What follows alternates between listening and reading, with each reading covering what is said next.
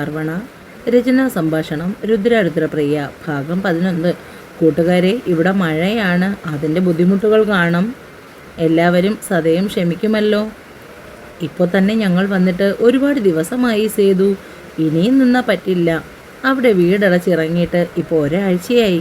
ഒരുപാട് സന്തോഷത്തിൽ നിറഞ്ഞ മനസ്സുമായിട്ടാണ് സേതു ഞങ്ങൾ ഇവിടുന്ന് പോകുന്നത്.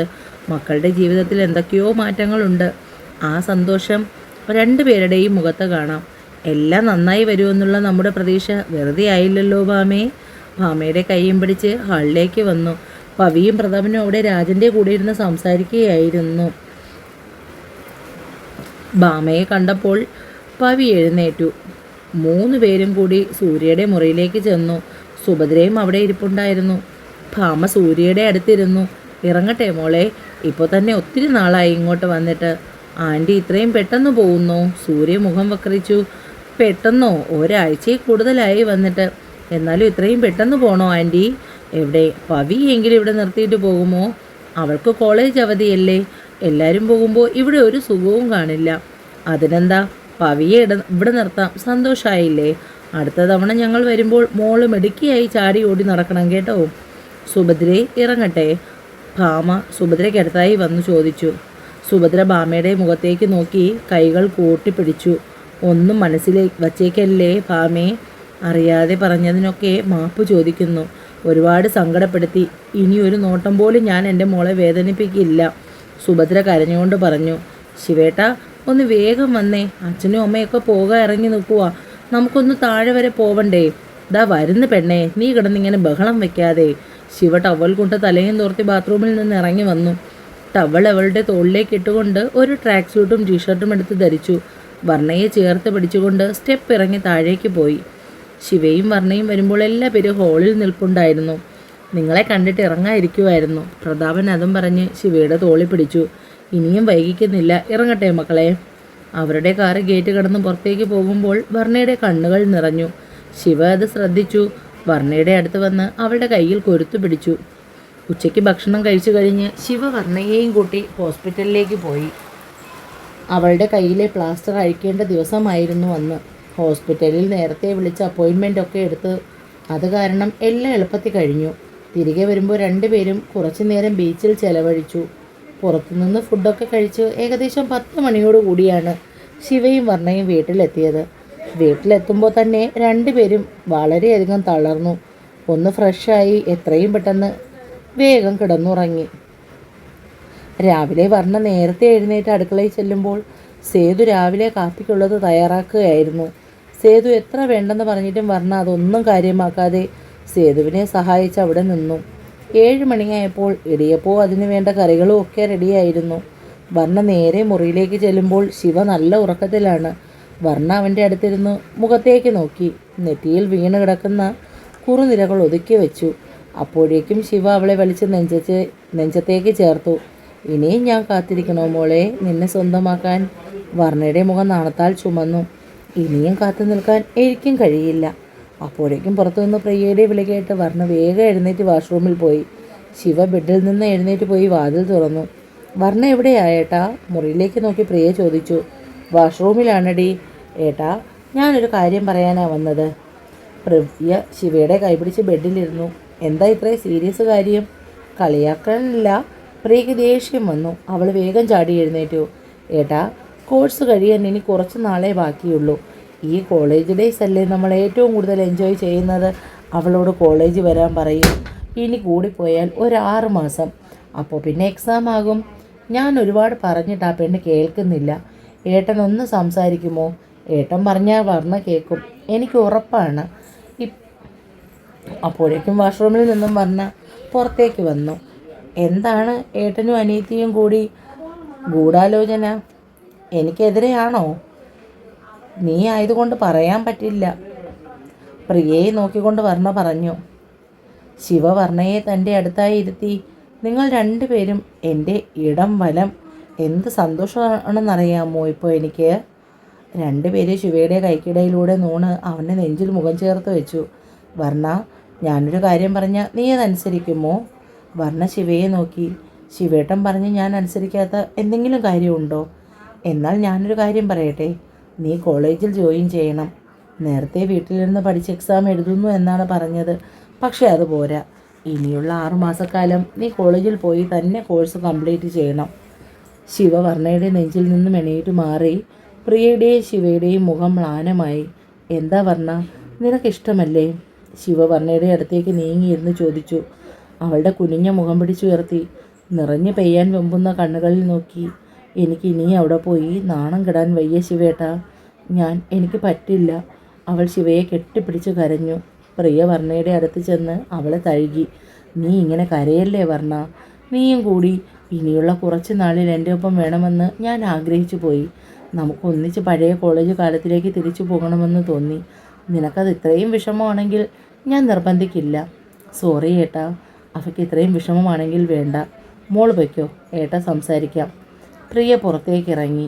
ശിവവർണ്ണയെ ചേർത്ത് പിടിച്ച് ബാൽക്കണിയിലെ ഊഞ്ഞാലിൽ ചെന്നിരുന്ന് അവളെ മടിയിലിരുത്തി.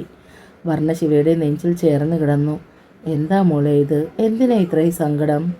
സ്കൂൾ കോളേജ് കാലഘട്ടമാണ് ജീവിതത്തിലെ ഏറ്റവും സന്തോഷം നിറഞ്ഞ കാലം. പിന്നീടുള്ള ജീവിതത്തിൽ ഓർത്ത് ചിരിക്കാനും സങ്കടപ്പെടാനും വേണ്ടി. എനിക്ക് പേടിയാ ശിവേട്ടാ, ഇനിയും സങ്കടപ്പെടാൻ വയ്യ. ശിവവർണ്ണയുടെ മുഖത്തേക്ക് നോക്കി. ശ്രീശിവയുടെ പെണ്ണാണ് പാർവണ. ഈ കഴുത്തിൽ കിടക്കുന്ന താലിയുടെ അവകാശി. നിന്റെ നേർക്ക് നീളുന്ന ചോദ്യങ്ങൾക്കുള്ള ഉത്തരം ഞാൻ നൽകും. എൻ്റെ പെണ്ണിനെ ഇനി ഒരു വാക്കുകൊണ്ട് പോലും ആരെങ്കിലും നോവിച്ചാൽ പിന്നെ ഈ ശിവയുടെ മറ്റൊരു മുഖമായിരിക്കും അവർ കാണുന്നത്. ഇനിയും പേടിയാണോ മോളെ നിനക്ക്? ഞാൻ പോവാ ശിവേട്ടാ. ശിവൻ്റെ നെഞ്ചിൽ വർണ്ണ തൻ്റെ ചുണ്ടുകൾ ചേർത്തു. ഇങ്ങനെ ഇരുന്നാൽ പോരാ. ഇന്നത്തെ രാത്രി നമുക്കുള്ളതാണ്. പിന്നെ നാളെ നമുക്കൊന്നിച്ച് കോളേജിൽ പോയി പ്രിൻസിയെ കാണാം. എന്തെങ്കിലും വാങ്ങാനുണ്ടെങ്കിൽ നമുക്കൊന്ന് പുറത്തു പോകാം. പിന്നെ പോകുമ്പോൾ പ്രിയയെയും പവിയെയും കൂടി കൂട്ടണം. അവർക്ക് വാങ്ങിയ സമ്മാനം ഇപ്പോൾ കൊടുക്കണ്ട. സൂര്യയ്ക്കും കൂടി ഒരു റിങ് വാങ്ങിയിട്ട് 3 പേർക്കും കൂടി ഒന്നിച്ചു കൊടുക്കാം. അല്ലെങ്കിൽ അതൊരു പിണക്കത്തിന് വഴിതെളിക്കും. എൻ്റെ മോൾക്ക് പ്രത്യേകിച്ച് എന്തെങ്കിലും വേണോ? ശിവവർണ്ണയെ നോക്കി കളിയാക്കി ചിരിച്ചു. എനിക്കൊന്നും വേണ്ട. എന്നാൽ വേഗം പോയി അവരോടുകൂടി റെഡിയായിട്ട് വരാൻ പറ. വർണ്ണ താഴെ പോയി എല്ലാവരോടും അവൾ കോളേജിൽ പോകുന്നതിനെ പറ്റി പറഞ്ഞു. രാജനും സേതുവിനും പ്രിയയ്ക്കും പവിക്കുമൊക്കെ വലിയ സന്തോഷമായി. സൂര്യയോടും സുഭദ്രയോടും ബാലേന്ദ്രനോടും കൂടി വർണ്ണ പറഞ്ഞു. എല്ലാവർക്കും സന്തോഷമായിരുന്നു. വർണ്ണ മുകളിലേക്ക് ചെല്ലുമ്പോൾ ശിവ ഫോണുമായി പുറത്തേക്ക് പോകുന്നു. അവളുടെ കൈയും പിടിച്ച് അവൻ സ്റ്റെപ്പ് ഇറങ്ങി. ശ്യാം, ഞാൻ പുറത്തുണ്ട്. ഫോൺ കട്ട് ചെയ്ത് ശിവ വർണ്ണയെ നോക്കി കണ്ണ് ചിമ്മി. വലിയൊരു വാൻ വന്ന് മുറ്റത്ത് നിന്നു. അതിൽ നിന്നും ഒരു വീൽ ചെയർ പുറത്തേക്ക് ഇറക്കി. സൂര്യയ്ക്ക് പുറത്തേക്കൊക്കെ വന്ന് നിങ്ങളോട് സംസാരിക്കാനും കമ്പനി കൂടാനുമൊക്കെ ഇത് സഹായകമാവും. അവൾക്ക് ആ മുറിയിൽ ഒറ്റയ്ക്ക് ബുദ്ധിമുട്ടാണ്. അവളുടെ കാലിൽ സർജറി ചെയ്തതല്ലേ. നടക്കാൻ ഇനി ഒരുപാട് നാളെടുക്കും. അതുകൊണ്ട് ഇതിലാകുമ്പോൾ അവൾക്ക് പുറത്തൊക്കെ നമുക്കൊപ്പം ഇരിക്കാം. ബെഡ് പോലെ ഇതിനെ ഉയർത്തിയാൽ കാലതിൽ കയറ്റി വയ്ക്കാം. റിമോട്ട് ഉപയോഗിക്കുന്നത് കൊണ്ട് ആരും സഹായത്തിന് വേണ്ട. സുഭദ്രയ്ക്കും ബാലചന്ദ്രനും ആ കാഴ്ച കണ്ട് കണ്ണ് നിറഞ്ഞു. ബാലചന്ദ്രൻ ശിവയുടെ അടുത്തേക്ക് വന്ന് അവൻ്റെ ഇരു കൈയിലും കൂട്ടിപ്പിടിച്ചു. ഒരു മകനില്ലല്ലോ എന്ന് പലതവണ ഓർത്ത് വിഷമിച്ചിട്ടുണ്ട്. പക്ഷേ ഇപ്പോൾ ഈ നിമിഷം അതൊക്കെ മാറി. ഞങ്ങളുടെ മോനായിട്ട് നീയുണ്ടല്ലോ, അത് മതി. എൻ്റെ മോക്ക് കിട്ടിയ ഏറ്റവും വലിയ ഭാഗ്യമാണ് നീ എന്ന ആങ്ങള. സുഭദ്രയും ശിവയുടെ അടുത്തേക്ക് വന്ന് അവൻ്റെ കൈകളിൽ ചേർത്ത് പിടിച്ചു. അവരുടെ തൊണ്ടയിൽ നിന്നും വാക്കുകൾ പിടിച്ചു പുറത്തേക്ക് വന്നില്ല. ശിവ അവരെ ചേർത്ത് പിടിച്ചു. അമ്മായി ഇനി ഇങ്ങനെ കരയരുത്. ശിവ തന്നെ സൂര്യയെ ഇരു കൈകളിലും കോരിയെടുത്ത് വീൽ ചെയറിലേക്ക് ഇരുത്തി. റിമോട്ട് ഉപയോഗിച്ച് വീൽ ചെയർ പ്രവർത്തിപ്പിക്കുന്നത് എങ്ങനെയെന്ന് അവൾക്ക് കാണിച്ചു കൊടുത്തു. സൂര്യ അവളുടെ കൈകൾ കൊണ്ട് ശിവയെ ചേർത്ത് പിടിച്ചു. അവളുടെ കണ്ണും നിറഞ്ഞിരുന്നു. അയ്യേ, ശിവേട്ടൻ്റെ ഝാൻസി റാണി കരയുകയാണോ? ഇത്രയും ധൈര്യമേ ഉള്ളോ പെണ്ണേ നിനക്ക്? ഞാൻ പ്രിയയെയും വർണ്ണയും കൂട്ടി ഒന്ന് പുറത്തേക്ക് പോവുകയാണ്. വർണ്ണ കോളേജിൽ പോകുന്നത് പ്രമാണിച്ച് ചെറിയൊരു ഷോപ്പിംഗ് ഉണ്ട്. നിനക്ക് സുഖമില്ലാത്തത് കൊണ്ടാണ് ശിവേട്ടൻ നിന്നെ കൂട്ടാത്തത്. അസുഖമൊക്കെ മാറിക്കഴിഞ്ഞാൽ നമുക്ക് എല്ലാവർക്കും കൂടി ഒരു ട്രിപ്പ് തന്നെ പോയേക്കാം കേട്ടോ. അവളുടെ കവിളുകളിൽ ഒന്ന് തട്ടിയിട്ട് ശിവ റൂമിൽ നിന്നും പുറത്തേക്ക് പോയി. ശിവ മുകളിൽ ചെല്ലുമ്പോൾ വർണ്ണ ഡ്രസ്സ് മാറുകയായിരുന്നു. ശിവയും വേഗം ഡ്രസ്സ് മാറി താഴേക്ക് വരുമ്പോഴേക്കും പ്രിയ റെഡിയായി ആ പവിക്കൊപ്പം നിൽപ്പുണ്ടായിരുന്നു. 4 പേരും കൂടി യാത്ര പറഞ്ഞ് പുറത്തേക്ക് ഇറങ്ങി. സുഭദ്രയുടെ സ്വഭാവത്തിലെ മാറ്റം സേതുവിനെയും രാജനെയും ബാലചന്ദ്രനെയും ഒക്കെ ഒരുപാട് സന്തോഷിപ്പിച്ചു. പഴയതുപോലെ എന്തിനും കുറ്റം കാണുന്ന സ്വഭാവമൊക്കെ നിർത്തി. രാവിലെ എണീറ്റ് വന്ന ഉടനെ സേതുവിനെ സഹായിക്കുന്നതിന് വേണ്ടി സുഭദ്രയെ അവളെ കൊണ്ടാവുന്ന ജോലികളൊക്കെ ചെയ്തു കൊടുക്കും. ശിവയും വർണ്ണയും പവിയും പ്രിയയും കൂടി നേരെ ജ്വല്ലറിയിലേക്കാണ് പോയത്. ഇതെന്തായിട്ടാ പെട്ടെന്നൊരു സ്നേഹം? ഞങ്ങൾക്ക് ഗോൾഡ് വാങ്ങി തരാനാണോ? നിങ്ങൾക്ക് 2 പേർക്കും ഗോൾഡ് വാങ്ങി തരുന്നതിനല്ല ഇവിടേക്ക് കൂട്ടിക്കൊണ്ട് വന്നത്. എൻ്റെ പ്രിയതമയ്ക്ക് കുറച്ച് ഗോൾഡ് വാങ്ങാമെന്ന് കരുതി. അപ്പോൾ പിന്നെ നിങ്ങളെ വെറുതെ കൂട്ടിന് വിളിച്ചതാണ്. അയ്യടാ, എന്തൊരു മനസ്സിരിപ്പ്! ഇത് വീട്ടിൽ വെച്ച് പറഞ്ഞിരുന്നെങ്കിൽ ഇങ്ങനെ വേഷം കെട്ടി വരില്ലായിരുന്നല്ലോ. പ്രിയ മുഖം ചുളിച്ചു. വർണ്ണ അവളുടെ കയ്യിൽ പിടിച്ചു. നീ ഇങ്ങോട്ട് കയറി വാ പെണ്ണെ, പിണങ്ങാതെ. പവിയും വർണ്ണയുടെ ഒപ്പം തന്നെ അകത്തേക്ക് കയറിപ്പോയി. ശിവയും വർണ്ണയും ഡയമണ്ട് റിങ്ങിൻ്റെ സെക്ഷനിലാണ് പോയത്. ഡയമണ്ടിൻ്റെ ഭംഗിയുള്ള ഒരു റിങ് വർണ്ണ തന്നെയാണ് സെലക്ട് ചെയ്തത്.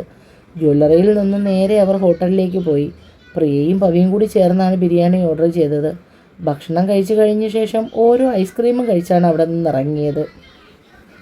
ടെക്സ്റ്റൈൽ ഷോപ്പിന് മുന്നിൽ വണ്ടി നിർത്തുമ്പോൾ വർണ്ണ ശിവയെ ഒന്ന് നോക്കി. ഇപ്പോൾ തന്നെ എനിക്ക് അത്യാവശ്യത്തിൽ കൂടുതൽ ഡ്രസ്സ് ഉണ്ടല്ലോ ശിവേട്ടാ, പിന്നെ എന്തിനാ ഇനിയും വാങ്ങുന്നേ? അതിന് എൻ്റെ പ്രിയതമയ്ക്കാണ് ഡ്രസ്സ് വാങ്ങുന്നതെന്ന് ആര് പറഞ്ഞു? എൻ്റെ അനിയത്തി കുട്ടിമാർക്ക് വേണ്ടിയാണ് ഡ്രസ്സ് വാങ്ങാൻ വണ്ടി നിർത്തിയത്. നീ വെറുതെ കൂടെ വന്നാൽ മതി. അത് കേട്ടപ്പോൾ പ്രിയയും പവിയും കൂടി ഉറക്കെ ചിരിച്ചു. വർണ്ണ മുഖം വലിച്ചു കയറ്റി പിടിച്ചു. ഒരു ചേട്ടനും പിന്നാരെ അനിയത്തിമാരും വന്നിരിക്കുന്നു. തനിയെ അങ്ങ് പോയാൽ മതി, ഞാൻ അകത്തേക്ക് വരുന്നില്ല. പവിയും പ്രിയയും ഡോറ് തുറന്ന് പുറത്തേക്ക് ഇറങ്ങിയിട്ടും വർണ്ണ കാറിൽ നിന്ന് ഇറങ്ങാൻ കൂട്ടാക്കിയില്ല. ശിവ കാറിൻ്റെ ഡോർ തുറന്ന് പിടിച്ചതും വർണ്ണ മുഖം തിരിച്ചു. ഇങ്ങനെ ഒരു തൊട്ടാവാടിയാണോ ശിവേട്ടൻ്റെ വർണ്ണമോൾ? അത് കേട്ടിട്ട് മുഖം തിരിച്ച് ശിവയെ നോക്കാതിരിക്കാൻ വർണ്ണയ്ക്ക് കഴിഞ്ഞില്ല. അവൻ നീട്ടിയ കൈകളിൽ പിടിച്ചുകൊണ്ട് വർണ്ണ ടെക്സ്റ്റൈൽസിനുള്ളിലേക്ക് കയറി. ശിവയും വർണ്ണയും അകത്ത് ചെല്ലുമ്പോൾ തന്നെ കണ്ടു പ്രിയയും പവിയും നല്ലൊരു പർച്ചേസിങ് കഴിഞ്ഞ് നിൽക്കുന്നു. 2 പേർക്കുള്ള ഡ്രസ്സ് മാത്രമാണോ സെലക്ട് ചെയ്തത്? സൂര്യയ്ക്കും കൂടിയുള്ള ഡ്രസ്സ് എടുത്തായിരുന്നോ? സൂര്യയ്ക്കും ചേർത്തുള്ള ഡ്രസ്സാണ് എടുത്തത് ഏട്ടാ. സൂര്യയ്ക്ക് മാത്രമല്ല വർണ്ണയ്ക്കുള്ള ഡ്രസ്സും എടുത്തിട്ടുണ്ട്. പർച്ചേസിങ് കഴിഞ്ഞ് വൈകുന്നേരത്തോടു കൂടിയാണ് എല്ലാവരും വീട്ടിലെത്തിയത്. വീട്ടിലെത്തിയ ഉടനെ തന്നെ വാങ്ങിയ സാധനങ്ങളുമായി 3 പേരും കൂടി സൂര്യയുടെ മുറിയിലേക്ക് ചെന്നു. അവൾക്ക് വാങ്ങിയ ഡ്രസ്സെല്ലാം അവളെ തന്നെ ഏൽപ്പിച്ചു. സൂര്യയ്ക്ക് അതൊക്കെ കണ്ട് വലിയ സന്തോഷമായി. അപ്പോഴേക്കും ശിവ ഒരു ഗോൾഡിൻ്റെ ബോക്സുമായി അവിടേക്ക് വന്നു. ബോക്സിൽ നിന്നും 3 റിങ് പുറത്തെടുത്ത് പ്രിയയ്ക്കും പവിക്കും സൂര്യയ്ക്കുമായി കൊടുത്തു. 3 പേരുടെയും മുഖം സന്തോഷത്താൽ വിടർന്നു. പ്രിയയും പവിയും ഓടി വന്ന് ശിവയെ കെട്ടിപ്പിടിച്ച് അവൻ്റെ കവിളിൽ മാറി മാറി ചുംബിച്ചു. അത് കണ്ടപ്പോൾ സൂര്യയുടെ മുഖത്ത് സങ്കടം നിറഞ്ഞു. അത് മനസ്സിലാക്കിയ ശിവ അവൾക്കടുത്തേക്ക് ചെന്ന് ബെഡിൽ അവൾക്കരികിലിരുന്ന് കവിൾ അവളുടെ നേരെ കാണിച്ചു. സൂര്യ ശിവയുടെ കവിളിൽ ചുംബിച്ചു. എനിക്ക് പ്രിയയെപ്പോലെ തന്നെയാണ് പവിയും സൂര്യയും. ഭക്ഷണം കഴിക്കുമ്പോഴും ഹാളിൽ എല്ലാവർക്കും ഒപ്പമിരുന്ന് തമാശ പറയുമ്പോഴും ശിവയുടെ കണ്ണുകൾ ഇടയ്ക്കിടയ്ക്ക് വർണ്ണയെ തേടിയെത്തുന്നത് അവൾ ശ്രദ്ധിച്ചു. ആ കണ്ണുകൾ നിറഞ്ഞിരിക്കുന്ന പ്രണയഭാവം കാണുമ്പോൾ വർണ്ണയുടെ മുഖം നാണത്താൽ വിടർന്നു. ശിവയെ നോക്കുന്ന അവളുടെ കണ്ണുകളും പറഞ്ഞറിയിക്കാനാവാത്ത ഭാവങ്ങളായിരുന്നു. രാത്രിയിൽ വർണ്ണ ഫ്രഷായി വരുമ്പോൾ ശിവ ബാൽക്കണിയിൽ നിന്നും പുറത്തേക്ക് നോക്കി നിൽക്കുകയായിരുന്നു. വർണ്ണ ശിവയുടെ പിന്നിൽ വന്നു അവനെ ഇറക്കെ പുണർന്നു. ശിവ അവളുടെ കയ്യിൽ പിടിച്ച് മുന്നിലേക്ക് നിർത്തി. മുഖത്ത് പാറി വീണ് കിടക്കുന്ന അവളുടെ കുറുനിരകൾ ചെവിക്ക് പിന്നിലായി മാടി ഒതുക്കി വെച്ചു കൊടുത്തു. അവൻ്റെ കണ്ണുകൾ അത്രമേൽ പ്രണയത്തോടെ അവളുടെ കണ്ണുകളിൽ ചുംബിച്ചു. എത്ര നാളായി ഞാൻ മനസ്സിൽ സൂക്ഷിച്ചിരിക്കുന്ന എൻ്റെ സ്വപ്നമാണ് പെണ്ണേ നീ. നിൻ്റെ ഓരോ തുള്ളി കണ്ണുനീരിനും എന്നും എൻ്റെ ഈ നെഞ്ചിലാണ് വീണ് പൊള്ളിയിരുന്നത്. അന്ന് ആ ഹോസ്പിറ്റലിൽ നിന്ന് ഡിസ്ചാർജായി നീ പോകുന്നത് കണ്ടപ്പോൾ ഞാൻ മനസ്സിൽ ഉറപ്പിച്ചതാണ് എൻ്റെ പെണ്ണിനെ ഇനി ഒരു വിധിക്ക് മുന്നിലും വിട്ടുകൊടുക്കില്ലെന്ന്. ഇതുപോലെ പൊതിഞ്ഞ് നെഞ്ചിൽ ചേർത്ത് പിടിക്കുമെന്ന്. ശിവവർണ്ണയെ 2 കൈയിലും കോരിയെടുത്തു മുറിയിലേക്ക് പോയി അവളെ ബെഡിൽ കിടത്തി. അവളുടെ അടുത്തായി കിടന്നു. വർണ്ണ 2 കൈയാലും മുഖം പൊത്തിപ്പിടിച്ചു. ഇങ്ങനെ നോക്കല്ലേ ശിവേട്ടാ, എനിക്ക് നാണാവും. അതൊക്കെ ഇപ്പോൾ മാറ്റി തരില്ലേ ശിവേട്ടൻ? ശിവൻ വർണ്ണയെ തൻ്റെ നെഞ്ചോട് ചേർത്ത് പിടിച്ചു. അവളുടെ നെറ്റിയിലും കണ്ണിലും കവിളിലും ചുംബിച്ചു. ഒടുവിൽ അവൻ്റെ ചുണ്ടുകൾ വർണ്ണയുടെ ചുണ്ടുകളിൽ പതിയെ ചുംബിച്ചു. അവളുടെ കൈകൾ ശിവയെ വരിഞ്ഞു മുറുക്കി. അവളുടെ ശീൽക്കാരങ്ങൾ ശിവ അവളിൽ പുതിയ വസന്തങ്ങൾ തീർത്തു. കുഞ്ഞു ചുംബനത്തിലൂടെ അവളെ ഉണർത്തി. ഒരു മാന്ത്രികനെ പോലെ അവൻ്റെ വിരലുകൾ അവളിൽ വർണ്ണങ്ങൾ വിരിയിച്ചു. കുഞ്ഞു കുഞ്ഞു വേദനയിലും അവൾക്കുള്ളിൽ 1000 പ്രണയപ്പൂക്കൾ വിടർത്തി. അവളിലെ തന്ത്രികളെല്ലാം നേർമയോടെ അവൻ തൊട്ടുണർത്തി. അവളിലേക്ക് തൻ്റെ പ്രണയം ഒട്ടും ചോർന്നു പോകാതെ ശിവ പകുത്തു നൽകി.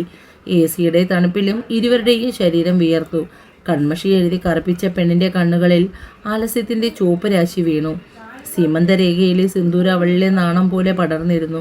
ഒടുവിൽ ഇരുവരും പരസ്പരം പുണർന്നു. ഒരു പുതപ്പിനുള്ളിൽ ഒന്നായി ചേർന്നു നിദ്രയെ പുൽകി. ഇടയ്ക്ക് ഉറക്കമുണർന്ന ശിവ നോക്കുമ്പോൾ വർണ്ണയെ അടുത്തൊന്നും കാണാനില്ല.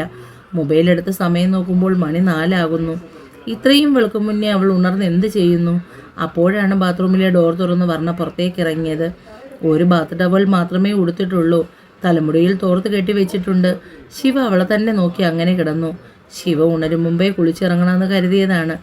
അമളി പറ്റിയതുപോലെ പെണ്ണ് നാവ് കടിച്ചു. വർണ്ണ അവിടെ തന്നെ നിന്നു. ശിവേട്ടൻ നിന്ന് ഇത്ര നേരത്തെ എണീറ്റോ?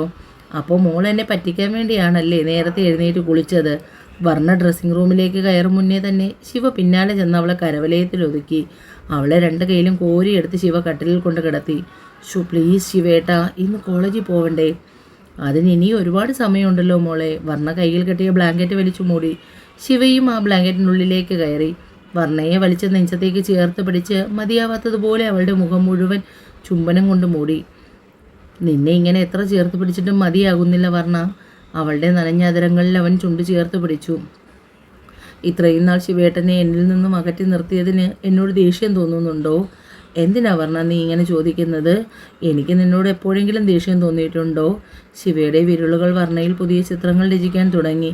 പിന്തിരിഞ്ഞു കിടക്കുന്ന പെണ്ണിൻ്റെ പിൻകഴുത്തിൽ അവൻ്റെ ചുണ്ടുകൾ ചുംബിച്ചുകൊണ്ടേയിരുന്നു. കുഞ്ഞു കുഞ്ഞു ചുംബനങ്ങൾ കൊണ്ട് ശിവ വർണ്ണയെ പതിയെ പതിയെ ഉണർത്തി. ഇരുവരുടെയും ശീൽക്കാരങ്ങൾ ആ മുറിക്കുള്ളിൽ നിറഞ്ഞു നിന്നു. അവളിലേക്ക് ശിവ തൻ്റെ പ്രണയം പതിയെ പകർന്നു നൽകി. ഒടുവിൽ മനസ്സും ശരീരവും പൂർണ്ണമായി അർപ്പിച്ചുകൊണ്ട് ഇരുവരും തളർന്നു വീണു. അവളെ വീണ്ടും വാരി മാറോട് ചേർത്ത് പിടിച്ചുകൊണ്ട് ശിവ ഏറെ നേരം അങ്ങനെ കിടന്നു. അപ്പോഴും അവൻ്റെ ചുണ്ടുകൾ അവളുടെ നെറ്റിയിൽ സ്നേഹ ചുംബനം ചാർത്തിയിരുന്നു. ഇടയ്ക്ക് രണ്ടുപേരും നിദ്രയിലേക്ക് വഴുതി വീണു. രാവിലെ വാതിലിൽ മുട്ടി വിളിക്കുന്നത് കേട്ടാണ് വർണ്ണ ഉണർന്നത്. ശിവേട്ടാ, ശിവേട്ടാ, ഇതുവരെ എഴുന്നേറ്റില്ലേ? വർണ്ണയ്ക്കൊന്ന് കോളേജിൽ പോകാനുള്ളതാണ്. പ്രിയയുടെ ശബ്ദം കേട്ടാണ് വർണ്ണ ഉണർന്നത്. ശിവ ഉടനെ തന്നെ അവളെയും വിളിച്ചു നോക്കി. ചുണ്ടിൽ ഉറിയ ചിരി ഒളിപ്പിച്ചുകൊണ്ട് ശിവ വർണ്ണയുടെ നേർക്ക് കണ്ണ് ചെമ്മി കാണിച്ചു. നാണക്കേടായി. ഇനിയിപ്പോൾ എല്ലാവരും എന്ത് വിചാരിക്കാൻ? ഒന്നും വിചാരിക്കില്ല. എൻ്റെ മോള് പെട്ടെന്ന് എഴുന്നേറ്റ് ഫ്രഷായിട്ട് വാ, നമുക്ക് 2 പേർക്കും കൂടി താഴേക്ക് പോകാം. വർണ്ണ വേഗം ഫ്രഷാകാൻ പോയി. അവൾ ഇറങ്ങിയ ഉടനെ തന്നെ ശിവയും ഫ്രഷായി. കോളേജിലെ ഫസ്റ്റ് ഡേ ആയത് കാരണം വർണ്ണ സാരിയാണ് തിരഞ്ഞെടുത്തത്. അവളന്ന് പതിവിലും സുന്ദരിയായിരുന്നു. 2 പേരും കൂടി സ്റ്റെപ്പിറങ്ങി താഴേക്ക് വരുന്നത് കണ്ടപ്പോൾ രാജനും സേതുവിനും ഒക്കെ മനസ്സ് നിറഞ്ഞു. മക്കൾക്ക് എന്നും നല്ലത് വരുത്തണമെന്ന് സേതു മനസ്സുരുക്കി പ്രാർത്ഥിച്ചു. പ്രിയയും വർണ്ണയും ശിവയും കൂടെ ഇരുന്ന് ബ്രേക്ക്ഫാസ്റ്റ് കഴിച്ചു. പരസ്പരം അങ്ങോട്ടും ഇങ്ങോട്ടും കളിതാമശകൾ പറഞ്ഞ് കോളേജ് എത്തി. അതുവരെ ചിരിച്ച് സന്തോഷിച്ചു കൊണ്ടിരുന്ന വർണ്ണയുടെ മുഖം പെട്ടെന്ന് കോളേജ് കയറ്റെത്തിയപ്പോഴേക്ക് ഇരുണ്ടു. ശിവ അത് മനസ്സിലാക്കി അവളുടെ കയ്യിൽ ചേർത്ത് പിടിച്ചു. ഞാൻ പറഞ്ഞത് നീ മറന്നുപോയോ? ശ്രീശിവയുടെ ഭാര്യ പാർവണയാണ് നീ. അതുമാത്രം മതിയായിരുന്നു. ആ ഒരു ചേർത്ത് പിടിക്കൽ മാത്രം മതിയായിരുന്നു അവൾക്ക്. 2 പേരും ക്ലാസ്സിലേക്ക് കയറി പോകുന്നത് കണ്ടാണ് ശിവ കാറിൽ കയറിയത്. കാർ സ്റ്റാർട്ട് ചെയ്ത് പുറത്തേക്ക് ഇറങ്ങാൻ തുടങ്ങുമ്പോഴാണ് ഹരിയുടെ ബൈക്ക് കോളേജിനുള്ളിലേക്ക് കിടക്കുന്ന ശിവ കണ്ടത്. അവൻ വണ്ടി ഒരു ഭാഗത്തായി പാർക്ക് ചെയ്ത് നേരെ പ്രിൻസിയുടെ റൂമിലേക്ക് ചെന്നു. പ്രിൻസിപ്പൽ ഉമാദത്തൻ്റെ റൂമിന് മുന്നിൽ നിന്ന് ശിവ ഡോർ നോക്ക് ചെയ്തു. അകത്തേക്ക് കയറാൻ പെർമിഷൻ കിട്ടിയതും ശിവ അകത്തേക്ക് ചെന്നു. Please be seated sir. ഞാൻ ശ്രീ ശിവ. എവിടെ പേജ് ചെയ്യുന്ന ശിവപാർവണ? അറിയാം സർ, അവൾ ക്ലാസ്സിൽ ജോയിൻ ചെയ്തിട്ടുണ്ട്. മുൻപൊരിക്കലുണ്ടായ അനുഭവം അത്രയും നല്ലതല്ല. എങ്കിൽ പോലും ഞാൻ ഈ കോളേജ് ക്യാമ്പസിനെ വിശ്വസിച്ചാണ് വീണ്ടും ഇവിടേക്ക് വന്നത്. എൻ്റെ വിശ്വാസത്തെ കാത്തു സൂക്ഷിക്കുമെന്ന് തന്നെ ഞാൻ പ്രതീക്ഷിക്കുന്നു. അതല്ല, എൻ്റെ പ്രതീക്ഷകൾക്ക് വിപരീതമായിട്ടാണ് എന്തെങ്കിലും സംഭവിക്കുന്നതെങ്കിൽ പിന്നെ എൻ്റെ മറ്റൊരു മുഖമായിരിക്കും എല്ലാവരും കാണുന്നത്. അത് മറക്കണ്ട. ഇനി എന്തൊക്കെ കാണണം എന്ന ഭാവത്തിൽ പ്രിൻസിപ്പളിൽ നിന്നു. അതുവരെ വളരെ സന്തോഷത്തോടു കൂടി നിന്ന വർണ്ണയ്ക്ക് ക്ലാസ് അടുക്കുംതോറും നെഞ്ചിനുള്ളിൽ എന്തോ ഭാരം അനുഭവപ്പെട്ടു.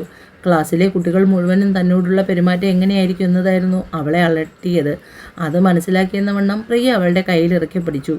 വർണ്ണ ക്ലാസ്സിലേക്ക് കയറിയപ്പോൾ തന്നെ അവളുടെ കൂട്ടുകാരികൾ അവൾക്ക് ചുറ്റുമായി വന്നു. സിന്ധുവും മീനയും അവളുടെ ഇരു കൈയിലും പിടിച്ചു.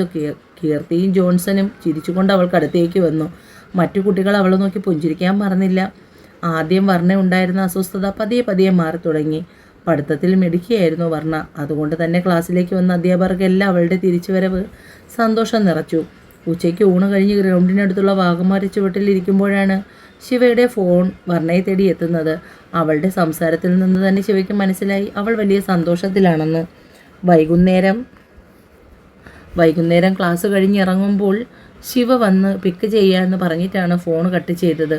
ഫോൺ കട്ട് ചെയ്ത് മാറ്റി വെക്കുമ്പോഴാണ് തൻ്റെ അടുത്തിരിക്കുന്ന പ്രിയ കുറച്ചകലെയായി ഒരാളുമായി സംസാരിച്ച് നിൽക്കുന്നത് വർണ്ണ കാണുന്നത്. വർണ്ണ ഇതിനു മുമ്പ് അയാളെ കണ്ടിട്ടില്ല. അതുകൊണ്ട് തന്നെ ആരാണെന്നറിയുവാനുള്ള വ്യഗ്രത അവൾക്കുണ്ടായി.